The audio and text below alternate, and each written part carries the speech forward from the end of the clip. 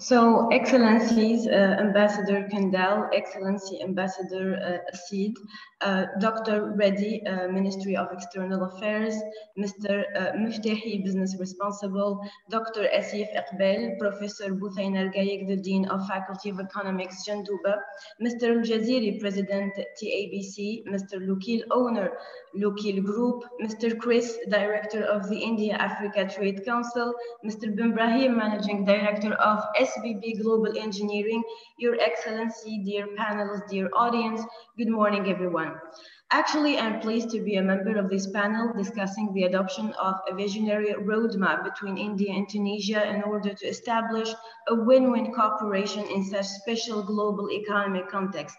When I look at emerging markets around the world, there is a country that interests me more than any other place in the world, and that country is India. So I want to start a short, quick exhibit why India is so economically important, first to the world, to Africa, but most of all for our country, Tunisia.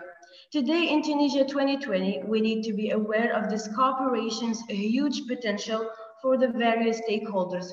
Tunisian citizen, taxpayer, business leaders, companies, and government. For everyone who is listening to this debate, no matter what is your job, if you're thinking of investing your money in an Indian business, you should talk to a financial advisor about emerging markets. It's important to have this discussion about what is happening in these markets. There are four main emerging markets that are commonly referred to the BRIC nation. It stands for Brazil, Russia, India, China. In 2010, people started including South Africa in the acronym and calling it BRICS. Each country has its problem and each one has experienced a huge success. To understand the impact of these emerging markets, let's first look at the GDP, or the combination of everybody's income. If we look at the list of the top 10 countries by the size of the economy, we see that China, India, and Brazil are included in the list of the top 10 largest economy in the world. This is how big these countries have become.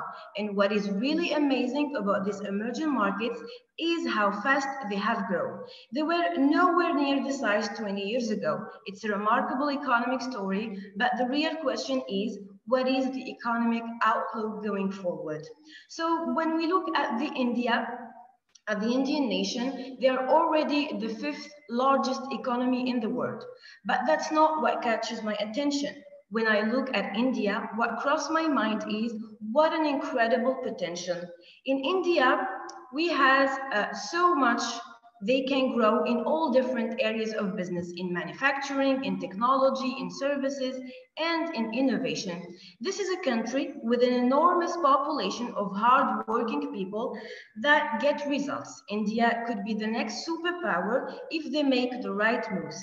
Let's look for things from a perspective of a business history. And when we look back through history, we know the steps that cause economy to grow.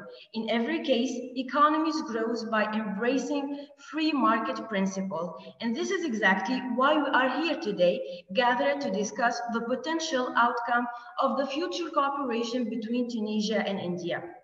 When you look at small countries around the world, this is really not happening because it's actually a difficult decision. What we noted in Tunisia, while the COVID-19 crisis worsened the situation, economic resilience had been impoverished by a growing protectionist stance. What we are asking the Tunisian government to do today is to give up more control to allow the free market to flourish. You are giving more freedom to business leaders to operate their business according to the needs of a free market. Sure, it's a big request, but it will definitely lead to a positive result. When we talk about business strategy, the key is that you are looking at your strength, but not just any strength. You're looking at strength, a thing you can do that other people have a difficult time competing with you on. So in the case of India, let me give you a concrete example. Let's talk about the intellectual property rights. This is an area that India can compete in, that China will never be able to compete with you on. A lot of US companies do manufacturing in China, and their biggest concern always is intellectual property rights, because they think if I bring my technology into China, it's gonna get stolen, or there is going to be no way that I can protect my intellectual property. And this has to do because China, as a communist country with a completely different understanding of property rights, and for various reasons such as China's history, social policy, political culture, China will always have a bad time competing on the issue of the intellectual property rights. And that's an area where both India and Tunisia can do a real good job at. Why am I giving such example? Simply because right now it's a critical moment for the future of the global economy, Indian economy and Tunisian economy too. The whole world is dealing with the COVID-19 pandemic, and a lot of US business and the entire global business are rethinking their strategy.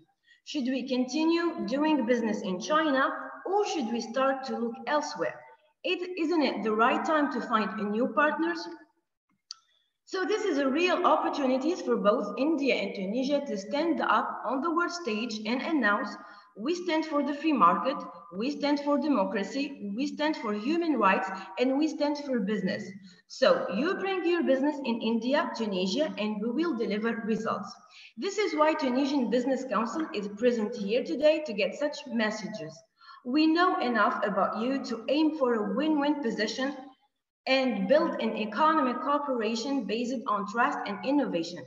But the question must be addressed to the Indian stakeholders too. Do you know enough about the Tunisian market? For Tunisia 2020, the new government announced its priority mainly to help address the economic and social situation, stop the bleeding of the public finance, start talks with lenders, and begin reform program, including for public companies and subsidies. The Tunisian economy is projected to rebound strongly in 2021.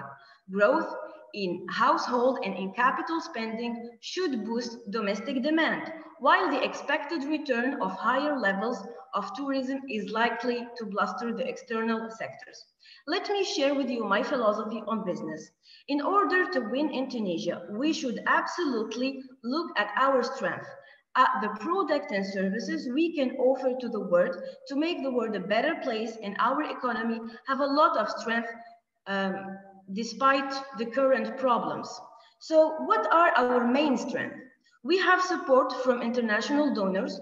We have an economy in the process of diversifying. We are close to the European market.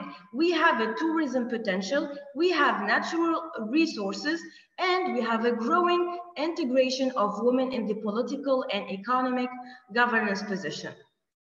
What about our economic landscape? In a few figures. Agriculture is a key sector of the Tunisian economy, accounting for almost 11% of the GDP and employing 30% of the workforce. Organic farming is booming, with Tunisia being one of the most productive countries in Africa. Cultivation of olive trees, fruit trees, and palm trees. Olive oil accounts for the largest share in agriculture export, followed by dates, olives, and fresh fruits. For the industry, it represents almost 23% of the GDP and employs 32% of the active population. It's mainly export-oriented. Chemistry, textile, and clothing sectors are on the rise. The local economy is largely oriented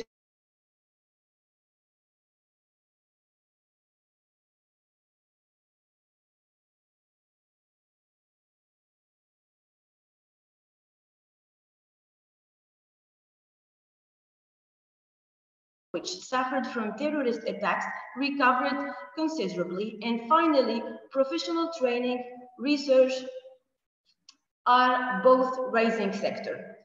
Not to forget the digital economy, that will transform business and government and lead to extraordinary wealth creation around the world. The aggressive use of data is transforming business models and will create a new culture of management. Let me end my exhibit by drawing your attention that there is a crisis that is quietly creating a new economic superpower. We got Uber, the world's largest taxi company, owns no vehicle. We have Facebook, the world's most popular media owner, creates no content. Alibaba, the most valuable retail, has no inventory, and RMB, the world's largest accommodation provider, owns no real estate. Something interesting is happening. Thank you for your attention. The word is yours.